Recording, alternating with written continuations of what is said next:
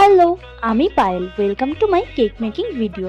আজকে আমি তোমাদের সাথে শেয়ার করব দুটো বেন্টো কেক। আর এই বেন্টো কেক দুটো অর্ডার ছিল মাদার্স ডের দিন।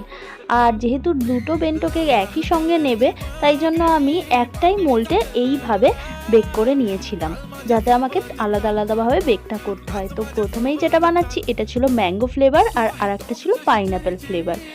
আর একবারেই বেক করে নেওয়ার ফলে এর থেকে টাইমও বাঁচে আর কাজও তাড়াতাড়ি হয়ে যায়। এই ভিডিওতে আমি তোমাদের একটা কেকের লেয়ারিংই ফুল শেয়ার করলাম, আর একটা জাস্ট ডিজাইন তোমাদের শেয়ার করব।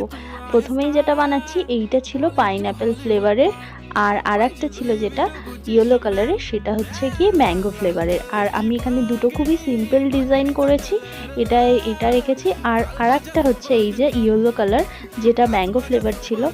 আর এটার মধ্যে আমি মাদার্স ডে লেখাটা লিখেছি, কিন্তু লাস্টে না রেডটা দিতে একটু ঘেটে গেছে। এটাও আমি একটা অন্যরকম খুবই সিম্পল ডিজাইন করেছিলাম, যেহেতু ওই দিনকারে অর্ডারের প্রেশার খুব বেশি ছিল, তাই জন্য আমি খুব সিম্পল দুটো ডিজাইন চুজ করেছি।